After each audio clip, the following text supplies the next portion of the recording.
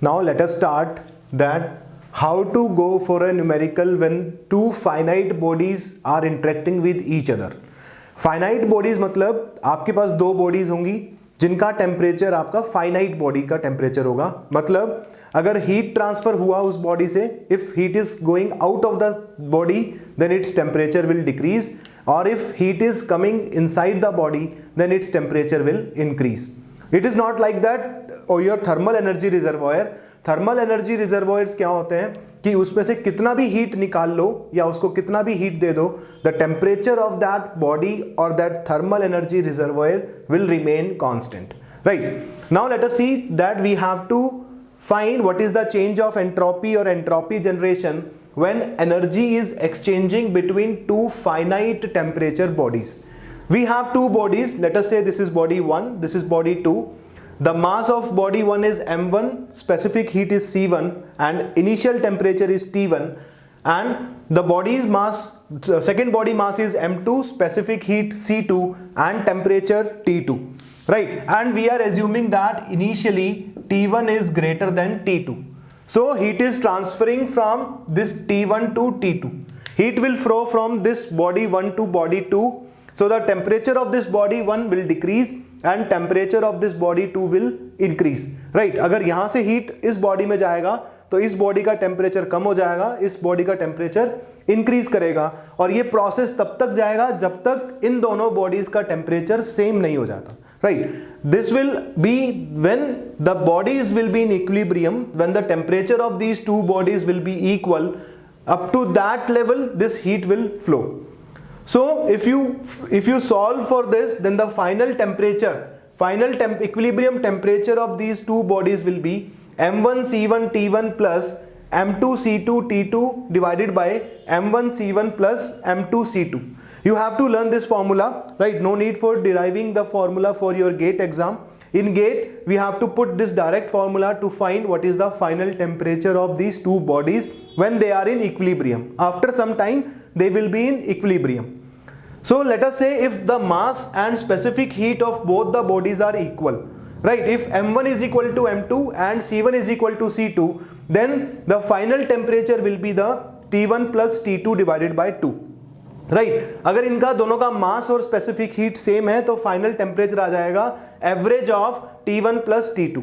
Right, t1 और t2 का average will be the final temperature, और इसको हम बोलते हैं this is the arithmetic mean of t1 and t2.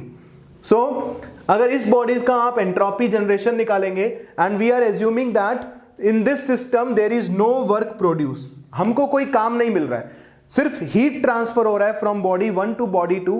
Heat is transferring and because of that heat transfer there is no work produce. आपको कोई काम नहीं मिल रहा है. So if there is no work produce then the entropy generation, the entropy change of this system plus surrounding will be your 2mc ln Tf upon under root T1 T2.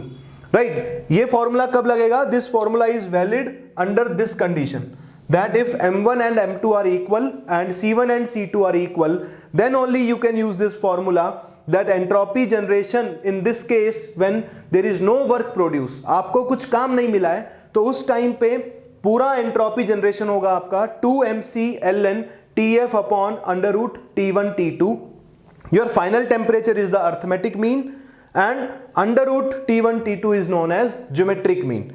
So this is the final, this is your entropy generation in this case.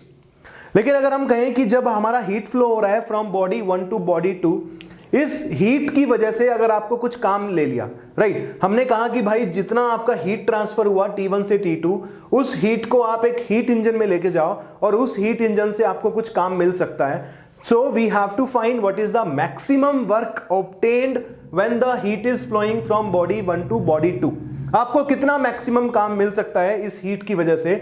इस first example में there is no work produce, but we want कि अगर heat flow हुआ तो एक heat engine लगा सकते थे. We can apply a heat engine between these two और उससे आपको कुछ काम मिल जाएगा, उस काम को आप यूज कर सकते हो आगे. ठीक है, तो the maximum work obtain means the heat transfer process must be the reversible process. ये हम लोग पढ़ चुके हैं. कहीं भी अगर चीजें आएंगी आपके क्वेश्चन के अंदर that you have to find what is the maximum work obtained, then maximum work will be obtained when the process is a reversible process and if process is a reversible process, so for a reversible process your entropy generation will be zero, right? If there is no irreversibility associated with a heat transfer process, then should not be any entropy generation. So if we find the maximum work obtained, the condition will be the entropy generation will be equal to zero. And if you solve for this, then you will get the final temperature in this case when the process is a reversible process, and you will get the maximum work, then the final temperature will be equal to under root of T1 T2, and this is known as geometric mean of T1 and T2, right तो इस case में जहां पे आपको कोई work done नहीं मिला, कोई वर्क नहीं मिला, उस टाइम पे आपका फाइनल टेम्परेचर था आपका अर्थमेटिक मीन, लेकिन जहां पे आपको मैक्सिमम वर्क मिल रहा है वहां का फाइनल टेम्परेचर अब हो जाएगा आपका अंडर रूट T1 T2।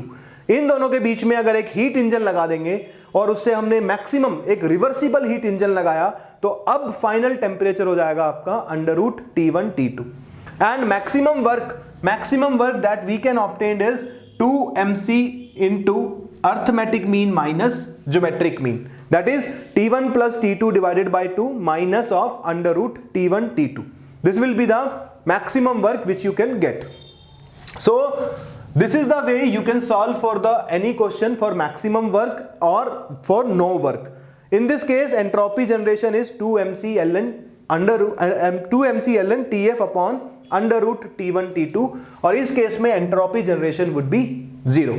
इसका मतलब अगर हम लोगों ने इन दोनों के बीच में एक हीट इंजन लगाया and that heat engine is a irreversible not reversible, अगर एक इररिवर्सिबल हीट इंजन लगाएंगे तो आपको एक वर्क मिलेगा, but that work is not the maximum work, वो वर्क मैक्सिमम नहीं होगा। मैक्सिमम वर्क के लिए हमको इसके बीच में रिवर्सिबल हीट इंजन लगाना पड़ेगा, लेकिन अगर हम लोगों ने लगाया इररिवर्सिबल हीट इंजन तो हम कहेंगे कि भाई जो फाइनल टेम्परेचर है, तो अगर कोई काम नहीं मिला, कोई हीट इंजन नहीं लगाया था, तो फाइनल टेम्परेचर मिला था हमको अर्थमेटिक मीन। जब हम लोगों ने एक रिवर्सिबल हीट इंजन लगाया जिसमें से आपको मैक्सिमम वर्क मिला, you will get the maximum work when a reversible heat engine is applied between these two bodies, then the final temperature will be your geometric mean. तो ये temperature होगा जब आपको मैक्सिमम काम मिल रहा है, ये टेम्परेचर होगा जब आपको कोई काम नहीं मिल रहा है। अगर इन दोनों के बीच में from zero to maximum work, if you get any work in between, then the final temperature will be in between under root T1 T2 and T1 plus T2 by 2। अगर कोई भी इररिवर्सिबल साइकिल, एक irreversible heat engine इनके बीच में operate करोगे आप, तो आपका फाइनल टेम्परेचर इन दोनों लिमिट्स के बीच में आएगा, right. This you have to understand and you can use directly this concept while solving the numerical for GATE, right. तो ये जो बात था, this all analysis of your that when there is a finite temperature body, इन दोनों bodies के जो temperature है वो फाइनाइट है। If the heat is transferred then temperatures are changing. Now let us see what is the entropy change if the heat is interacting between the thermal energy reservoirs. अब हम कह रहे हैं कि हमारा जो एनर्जी रिजर्वोयर है वो है आपका योर थर्मल एनर्जी रिजर्वोयर। इसका मतलब आप कितना भी हीट निकाल लो उसमें से, या उसको कितना भी हीट दे दो, उसका टेम्परेचर कांस्टेंट रहेगा। जैसे ये atmosphere, if we are talking about this atmosphere, in this atmosphere you will give any amount of heat, you will take any amount of heat, the temperature of this whole universe, of this surrounding our environment will remain constant. So this is a kind of thermal energy reservoir. तो अगर हम बात करें, we have two thermal energy reservoirs.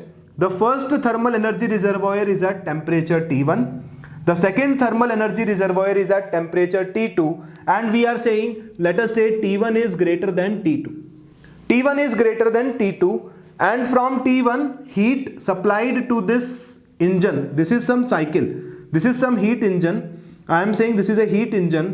So the heat supplied to this heat engine is, let us say, Q1R, and heat rejected by this heat engine to the temperature T2 is Q2 into R, Q2R. And work produced during this heat interaction by this heat engine, work produced will be W.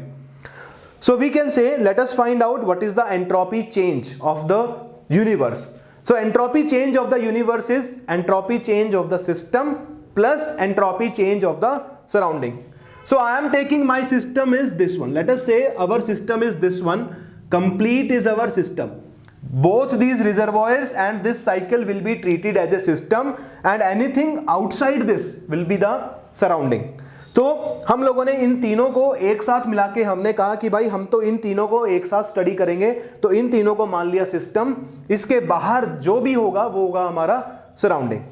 तो entropy change of the system की बात करें तो entropy change होगा कि भाई entropy change of body A body का entropy कितना चेंज हुआ, plus entropy change of body B plus entropy change of body C. So we can say that the entropy change of universe is entropy change of system plus entropy change of surrounding, and entropy change of system is entropy change of A plus entropy change of B plus entropy change of C, and entropy change of surrounding will be as it is. So अगर बात करें entropy change of body A body से Q1 heat निकला है, heat is rejected by the body A, so entropy is decreased. So we can say that entropy change of body A is equal to minus Q1 upon T1. Minus, why minus? Because heat is, इसने जो body A है, body A is rejecting heat. Body A से heat बाहर गया है, so heat going out of the system is negative. That's why I take the sign negative.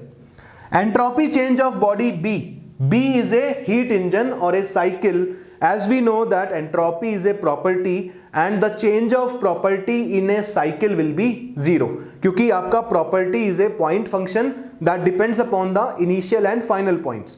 जो भी properties होती हैं आपकी वो आपके इनिशियल और फाइनल पॉइंट्स पे डिपेंड करता है. अगर एक साइकिल की बात करें, साइकिल जहां से शुरू होगा वहीं पे खत्म होगा, तो उसके property change will be zero.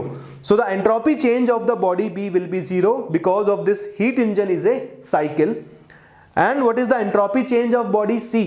Body C is accepting some heat Q2, so the entropy change of body C will be Q2 upon T2. ठीक है, एंट्रोपी चेंज होगा C का Q2 upon T2. Here the sign is plus because heat is added to this body. इस body को heat मिलेगा तो इसका entropy increase करेगा. So this is the entropy change of body C. So we can say that entropy change of the system will be your minus of Q1 by T1 plus the entropy change of this B will be 0 plus entropy change of body C, that is Q2 upon T2 plus entropy change of surrounding. अब अगर surrounding की बात करते हैं, जो इसके बाहर जो कुछ भी है that is surrounding. अगर हम बात करें, if we are talking about the surrounding, in the surrounding only this work is going, right? System कुछ काम दे रहा है सराउंडिंग को, सिस्टम कुछ work is done by the system on the surrounding. System से सराउंडिंग के पास कुछ वर्क गया है, right? There is no heat transfer between the system and surrounding. System और सराउंडिंग के बीच में कोई हीट ट्रांसफर नहीं है, कोई मास ट्रांसफर नहीं है, सिर्फ एक वर्क ट्रांसफर है. And work transfer is a high grade energy. We already see that the work, kinetic energy, potential energy, electrical energy, ये जितनी भी एनर्जीज होती हैं, these are the high grade energy. And because of the transfer of high grade energy there is no entropy transfer. Entropy transfer होगा सिर्फ mass transfer की वजह से, हीट ट्रांसफर की वजह से और बिकॉज ऑफ सम इरिवर्सिबिलिटी. इन तीन चीजों के अलावा अगर कुछ भी आपका ट्रांसफर हो रहा है, if anything is transferred apart from these three, then there will not be any entropy transfer और any entropy generation. So we can say that entropy change of the surrounding in this case is zero because work is transfer and work is a high grade energy. You have to remember this thing, that because of a high grade energy transfer the entropy change will be zero. So the entropy generation in this case is this one, that is Q2 upon T2 minus Q1 upon T1. So इस तरीके से आप entropy generation और entropy के कोई भी numerical, any numerical in your GATE exam based on the entropy chapter, you can easily solve it. Just remember this equation, that is entropy generation is equal to entropy change of the system plus entropy change of the surrounding, right? और entropy change आप निकाल सकते हैं system का या surrounding का. अगर heat transfer हो रहा है तो उसके केस में आप एंट्रोपी चेंज ऐसे निकालेंगे. अगर आपका वर्क ट्रांसफर है तो entropy change is zero. So this is all about your chapter entropy, and we can see that how we can solve the numericals for your entropy change. The next important topic in your thermodynamics is the available energy. Available energy means, as you all know, that what is the maximum useful work you can obtain from a system is known as available energy. एक system है आपके पास, वो system का पास कुछ pressure होगा, कुछ volume होगा, उसका कुछ एक टेम्परेचर होगा. हमको क्या है, हमको पता ना, हम the thing which are useful for us is the maximum work. हमको चाहिए कि भाई वो सिस्टम हमारे लिए कितना मैक्सिमम वर्क कर सकता है. That maximum work which we can use in other process is known as available energy. So available energy वो एनर्जी होता है, वो maximum work, maximum useful work होता है जो आपका सिस्टम आपको करके देगा when the final state of the system is dead state. ये चीज समझने की है आपका कि available energy will be considered when the final state of the system is the dead state. अगर सिस्टम आपको काम देते हुए अपना स्टेट को डेड स्टेट कर लेगा, then we can say that maximum work is the available energy. Dead state means अगर सिस्टम आपका सराउंडिंग पे आ गया, अगर मान लो सिस्टम का प्रेशर इज 5 बार और टेम्परेचर इज लेट अस से 100 डिग्री सेल्सियस, और आपके बाहर सराउंडिंग का टेम्परेचर मान लो 27 degree Celsius and surrounding pressure is 1 बार, तो ड्यूरिंग ए प्रोसेस जब काम हो रहा था, जब सिस्टम आपको कुछ काम देगा, when system is giving some work to you, so some process is going on, and in that process when the final state of this system is equivalent to और equal to the state of surrounding, that is इसका pressure 5 bar से change हो जाएगा 1 बार पे, temperature 100 degree से change हो जाएगा 30 degree और 27 degree what it may be, उस स्टेट को बोलते हैं डेड स्टेट. तो जब सिस्टम आपका डेड स्टेट पे आ जाता है तो उस टाइम पे हम बोलेंगे जितना मैक्सिमम वर्क आपको मिला that is the available energy. So we can say, let us see that there is a temperature reservoir, we have some temperature reservoir T1, हम लोगों ने कोई एक हीट इंजन लगाया बीच में, and we have the Q2, heat is rejected to some T2. Let us say this T2 is the environment और इसका temperature is T0. Right, T0 is the surrounding temperature. हम कह रहे हैं कि आपका जो हीट रिजेक्ट हो रहा है वो सराउंडिंग में हीट रिजेक्ट होगा, and Q1 is the heat supplied by this thermal energy by this body T1, and we are saying that T1 is greater than T2. T1 का वैल्यू T2 से ज्यादा होगा, एंड ये जो T1 है इसका final temperature आपका पहुंच जाएगा T0 पे. राइट, आफ्टर सम टाइम, क्योंकि आप इसमें से हीट निकाल रहे हो, हीट निकालोगे तो इसका टेम्परेचर कम होगा, इसका फाइनल टेम्परेचर पहुंच जाएगा T0 के बराबर, तो सिस्टम अपने डेड स्टेट पे आ जाएगा. सो we can say in this case the maximum work obtained will be Q1 into 1 minus T0 upon T1. ये कैसे आया, हमको पता है for maximum work we has to make this heat engine as a reversible heat engine. Right, आपको ये चीज पता है कि अगर एक टेम्परेचर, 2 टेम्परेचर लिमिट्स के बीच में एक हीट इंजन ऑपरेट करोगे तो उस हीट इंजन का मैक्सिमम एफिशिएंसी होगा जब वो हीट इंजन आपका रिवर्सिबल हीट इंजन होगा. अगर ये हीट इंजन इरिवर्सिबल होगा then the maximum efficiency will not be there. So हम कंसीडर कर रहे हैं this is a reversible heat engine, and in that case maximum efficiency will be equal to 1 minus T0 upon T1, and what is the maximum efficiency is equal to maximum work done upon heat supply, that is Q1. Right, this is a formula of efficiency, output upon input. So from here you can get that maximum work which you can obtain from this heat engine is Q1 into 1 minus T0 upon T1. Just make one thing clear that the temperature of this T2 is equal to T0, that is the surrounding temperature.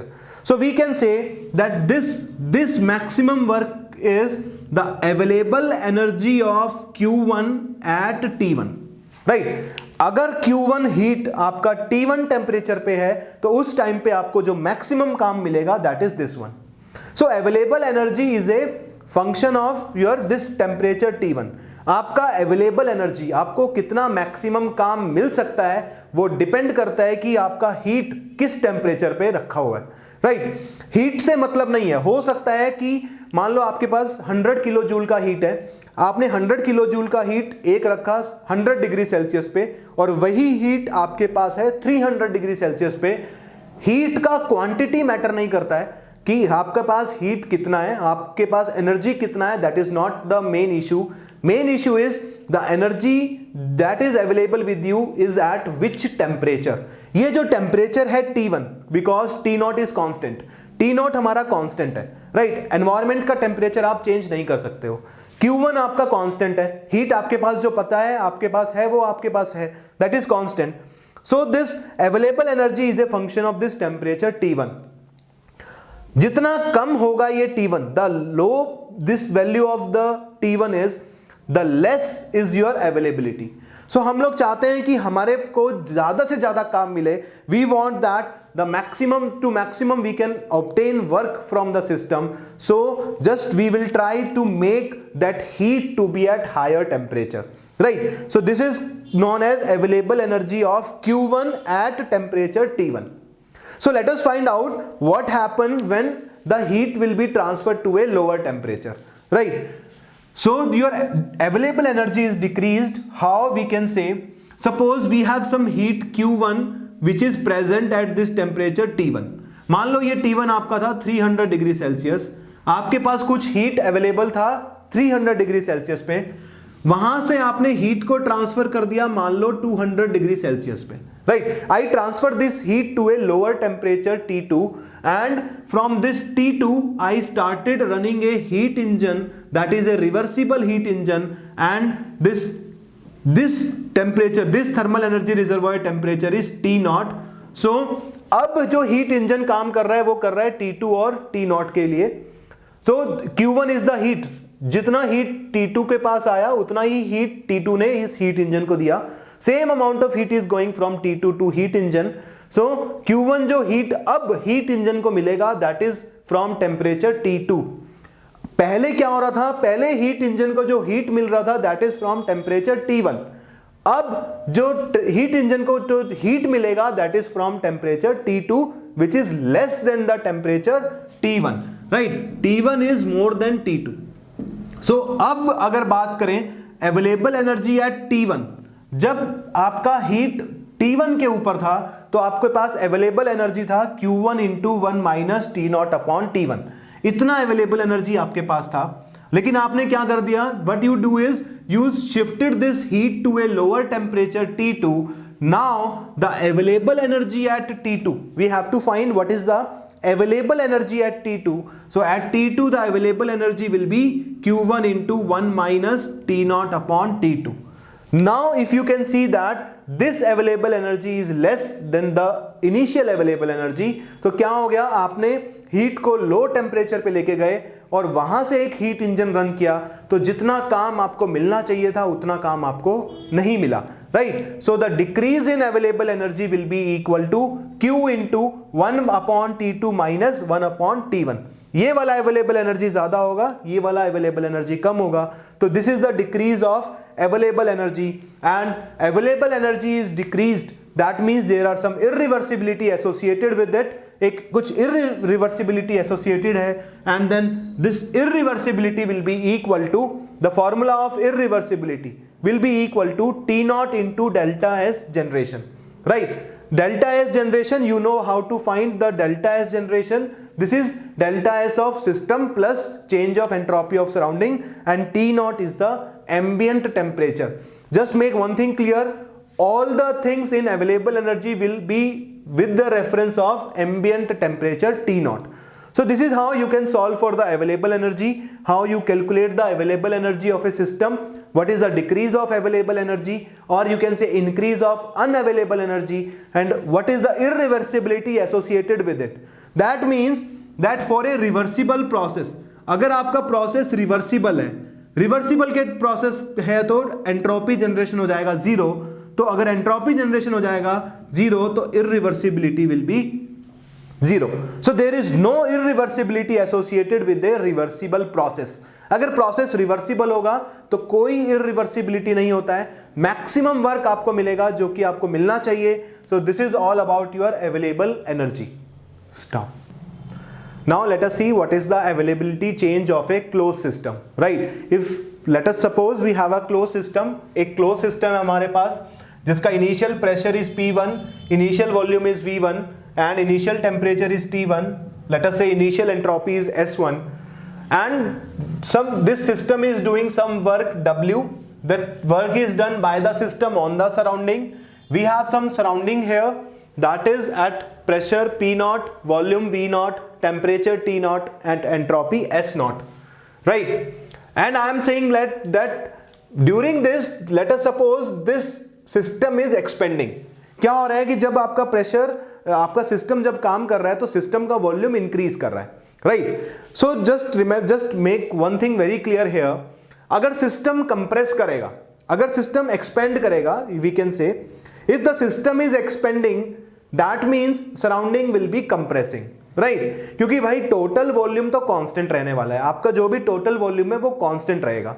अगर system expand करेगा तो surrounding compress होगा, तो उस system, उस surrounding को compress करने में सराउंडिंग को कुछ काम करना पड़ेगा, right?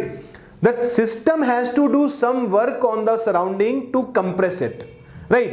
So the work which this system is giving to the surrounding, then some amount of this work will be spending to compress this surrounding. उस surrounding को compress करने में आपका कुछ वर्क चला जाएगा, तो यूजफुल वर्क जो रहेगा आपके पास, यूजफुल, भाई सिस्टम ने आपको इतना काम दिया लेकिन ये पूरा का पूरा काम आप यूज नहीं कर सकते हो, क्यों? क्योंकि from that work some amount of work is used in compressing this surrounding. तो वो कितना काम होगा आपका, हम कहेंगे the useful work will be equal to W, that is the work done by the system, minus the work required to compress the surrounding, and work required to compress the surrounding will be minus of P0 into V0 minus V1, right? V0 will be the final state, मतलब हम कह रहे हैं कि भाई ये system finally जब आपका प्रोसेस खत्म हो जाएगा तो finally the system will be at dead state. So dead state का मतलब final volume of the system will be equal to V0. So we can say the P0 into V0 minus V1, this much amount of volume, this V0 minus V1 is the amount of volume increased of system.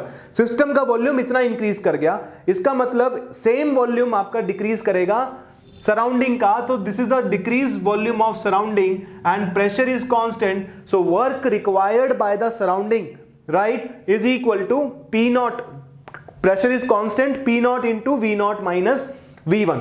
सो इतना work आपका use हो जाएगा surrounding को compress करने में, तो now the useful work will B W minus P0 into V0 minus V1। अगर question के अंदर उसने पूछा है आपसे कि सिस्टम कितना काम करेगा, दैट इज दिस W, लेकिन सिस्टम से आपको कितना यूजफुल वर्क मिलेगा, that is W minus P0 into V0 minus V1, and this W useful work is known as your available energy. Available energy maximum work नहीं होता है, available energy is maximum work that can be used in other process, that is the available energy. So this useful work is the available energy, right? So अगर हम एक closed system की बात करें, so the availability of a closed system can be written as phi is the availability function of a closed system, that is equal to U plus P0 into nu minus T0 into S plus V square by 2 plus GZ. All these terms are your per unit mass.